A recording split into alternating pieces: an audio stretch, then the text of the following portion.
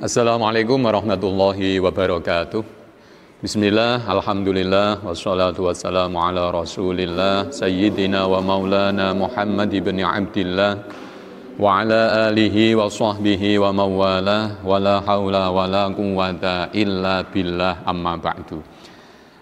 Para pemirsa yang berbahagia, ada pertanyaan, apa perbedaan sholat jamak dan qashar, dan apakah itu berlaku bagi musafir saja? Jadi begini, untuk yang sholat jamak dulu ya, kita bahas sholat jamak dulu. Jamak itu kan artinya mengumpulkan. Jadi kalau sholat jamak itu maksudnya mengumpulkan dua sholat dalam satu waktu. Jadi dua sholat itu zuhur sama asar, maghrib sama isya. Jadi ini sudah satu paket ya. Zuhur paketannya sama asar, maghrib paketannya sama isya. Tidak boleh bikin paketan sendiri, nanti asar sama maghrib, tidak bisa.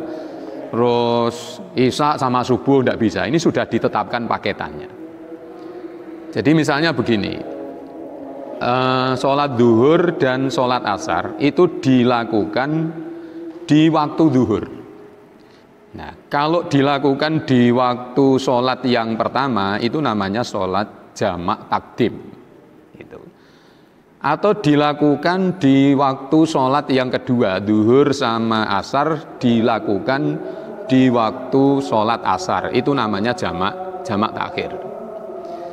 Jadi contohnya begini, ketika sudah masuk waktu zuhur, begitu ya, orang ini melakukan sholat zuhur. Setelah selesai sholat zuhur, maka berdiri lagi untuk melakukan sholat asar. Jadi nanti waktu sholat asar sudah tidak usah melakukan sholat asar. Ini namanya jamak takdim. Atau kalau di jamak takhir, ketika sudah masuk waktu zuhur itu tidak perlu sholat zuhur, karena sholat zuhurnya nanti akan diundur dilakukan nanti kalau sudah masuk sholat asar. Jadi kalau sudah masuk waktu sholat asar, sholat zuhur sama sholat asar, ini namanya jamak takhir. Nah, tentu di dalam menjamak ini ada beberapa persyaratan yang harus dipenuhi.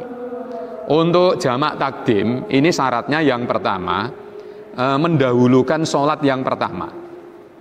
Artinya ketika zuhur sama asar itu dijamak di waktu zuhur, maka yang harus dilakukan dulu itu sholat zuhur. Begitu selesai sholat zuhur, berdiri sholat asar. Begitu juga maghrib sama isya, berarti yang dilakukan maghrib dulu, setelah itu baru isya. Kemudian yang kedua, niat jamak di dalam sholat yang pertama.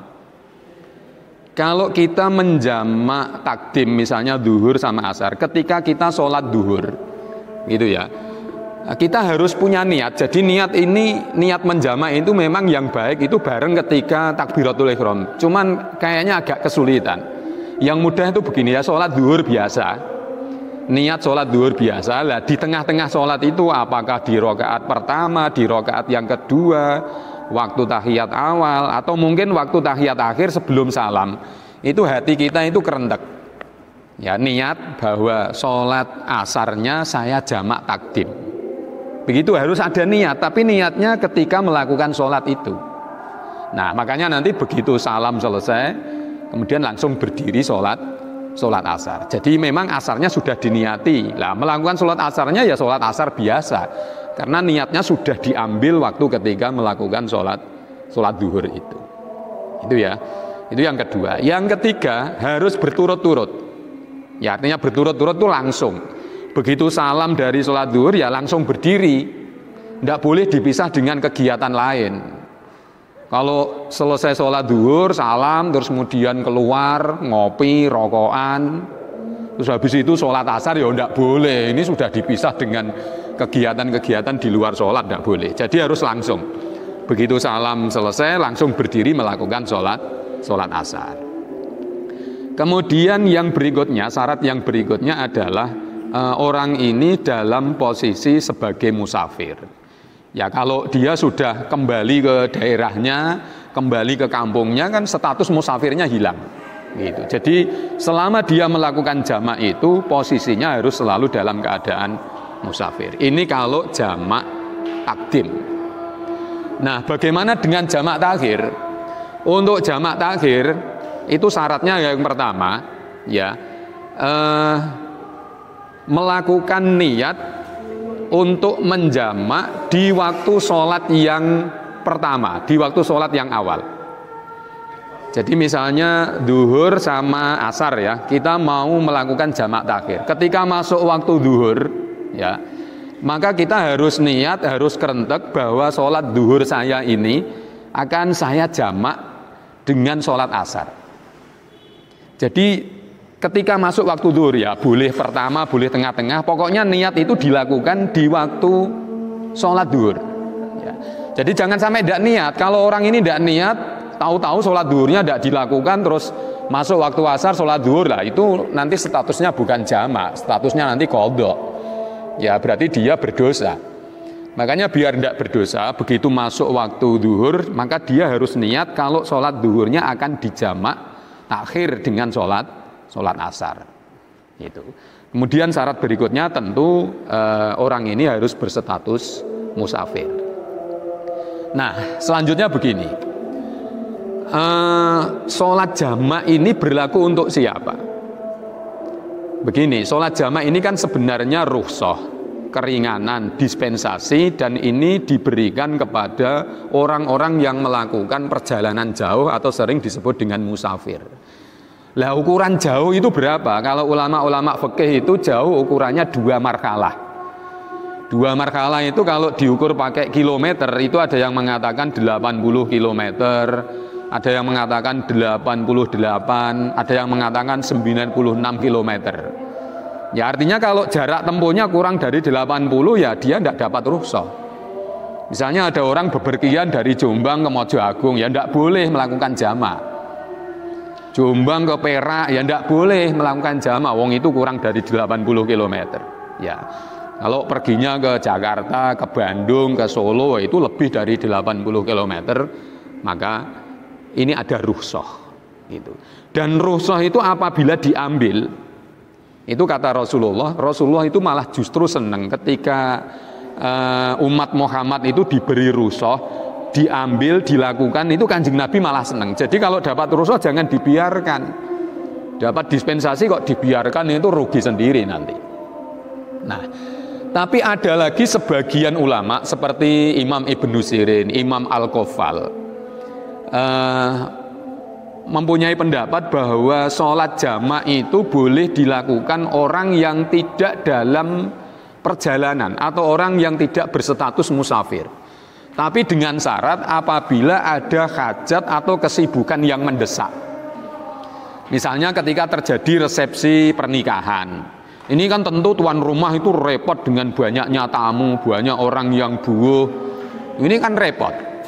Nah, ini kalau menurut Imam Ibnu Sirin, menurut Imam Al-Qaffal, karena ini ada hajat dan kesibukan yang mendesak, maka itu boleh melakukan jamak. Dan ini kan sifatnya tidak permanen. Jadi sifatnya hanya sementara. Jadi boleh kalau hanya sekedar sementara itu boleh. Yang tidak boleh itu kalau terus menerus dibuat langganan itu tidak boleh. Ya. Bahkan menurut Imam Nawawi, orang yang sakit itu boleh melakukan jamak, itu boleh. Ya tentu sakitnya yang sakit parah dong. Kalau sakit-sakit yang ringan-ringan seperti panu, kadas, kurap, gatel, masa panunen jamak itu kan ya kebangetan. Ya sakit yang parah-parah lah. Atau sakit yang mungkin berat tapi kalau dia masih memungkinkan melakukan sholat tanpa harus jamak, bisa ya lebih baik dilakukan biasa. Ya. Kalau sekiranya tidak mungkin dan itu memberatkan, nah silakan dilakukan jamak. Ada sebagian ulama lagi yang mengatakan ketika saat hujan yang deras itu boleh melakukan jamak, tapi hanya jamak takdim saja. Kalau jamak takhir tidak boleh. Kemudian untuk sholat qashar, jadi qashar itu kan artinya meringkas. Jadi kalau sholat qashar itu artinya ya meringkas jumlah rakaat sholat. Tetapi yang diringkas ini hanya sholat-sholat yang jumlahnya 4 rakaat. Jadi duhur, asar, isya 4 diringkas jadi 2. Kalau maghrib ya tidak boleh diringkas. Masa 3 jadi 1,5 begitu. Subuh diringkas 2 jadi 1, oh tidak boleh. Jadi untuk sholat qashar ini hanya berlaku untuk sholat-sholat yang jumlahnya 4 rakaat. Kemudian syarat-syarat yang harus dipenuhi, yang pertama jelas pelakunya ini harus orang musafir, ketentuannya sama, perjalanan jauh, ya jaraknya kurang lebih 80 km, ada yang mengatakan 88 atau 96 km. Kemudian bepergiannya tidak untuk maksiat. Jadi kalau ada orang pergi untuk melakukan maksiat, misalnya pergi ke Jakarta tapi tujuannya nyopet, pergi ke Bandung tujuannya maling lah. Orang-orang yang pergi seperti ini itu tidak mendapat dispen, tidak mendapatkan diskon, tidak mendapatkan rukhsah. Rukhsah ini hanya diberikan bagi musafir yang musafirnya tidak untuk maksiat. Begitu ya. Jadi persyaratan-persyaratan yang harus dipenuhi ketika qashar itu seperti itu. Nah, kemudian yang jelas niat, ya. Jadi niat ketika takbiratul ihram, ya. Niat itu kan dikerentekan di dalam hati. Ketika Allahu Akbar itu artinya hatinya ini harus mengerentekan. Ya, aku niat sholat duhur qashar karena Allah. Nah, jadi yang duhur mestinya dilakukan 4 rakaat, cukup dilakukan 2 rakaat. Nah, antara qashar dengan jamak ini sebenarnya dua-duanya bisa dilakukan secara bersamaan. Jadi ya jamak sekaligus qashar. Jadi ini malah enak. Jadi kalau orang yang menempuh perjalanan jauh ini mestinya dua-duanya dilakukan. Ya sholatnya sudah dijamak, di qashar sekalian. Misalnya jamak takdim duhur sama asar. Duhurnya dilakukan 2 rakaat. Setelah itu salam, berdiri lagi melakukan sholat asar 2 rakaat, begitu lagi salam.